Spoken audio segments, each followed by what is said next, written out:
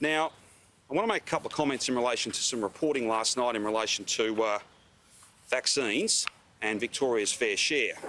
And I don't do this with a sense of anger, although Victorians would be excused for being quite angry.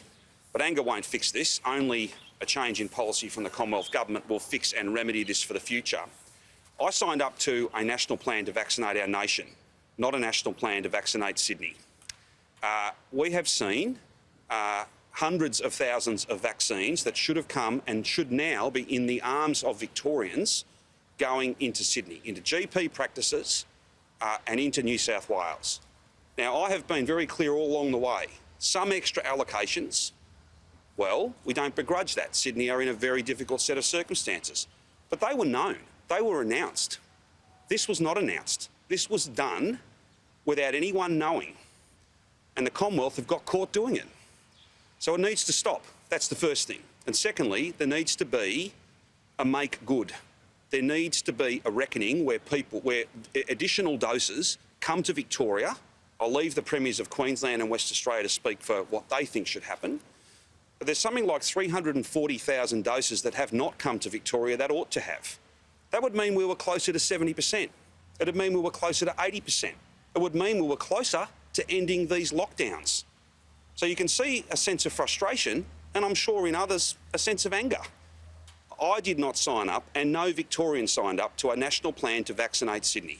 And whilst I've been very clear, the extra allocations that were given to them, known and announced and above board and clearly transparent, that was a good thing. We didn't begrudge them that. But let's be clear, we're not talking about those doses. We're talking about otherwise secret arrangements that are just not right. They need to stop, and there needs to be additional supplies provided to Victoria and other states who have missed out. That's as constructive and as clear as I can be. Getting angry about it won't fix it. Only the Commonwealth Government can fix it, and I would anticipate Minister Hunt, who's got quite a lot to say, quite often, had a lot to say last year, for instance. I would hope that he would sit and answer all your questions about how this has unfolded and how he's going to remedy it.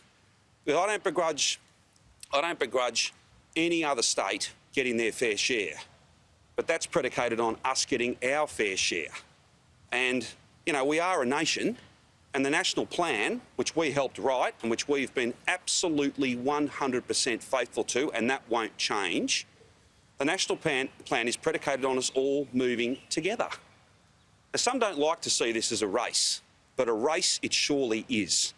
What I didn't know was that Premier Berejiklian's in a sprint while the rest of us are supposed to do some sort of egg and spoon thing. No, we want our fair share. These allocations, which are totally unfair and were under the table, need to stop, and we need to get a make good. We need to get those doses that we didn't get fast-tracked to us. That's as constructive as I can be. I want to be pretty plain-spoken on these things. I'm not about getting angry for its own sake. That achieves nothing. But these things need to be called out, because that's why we're pushing through 60% and we've still got a way to go on 70 and 80. We would be further along if not for these things. They can't be changed, but they have to stop, and then there has to be additional allocations made to our state. Our state hubs are doing an amazing job. Those GPs that are accredited and have got supply, they're doing a great job too. Only problem is there's a lot more of them been accredited and fully supplied in Sydney at the expense of everybody else. That's just not fair, and I would not be doing my job if I didn't call that out.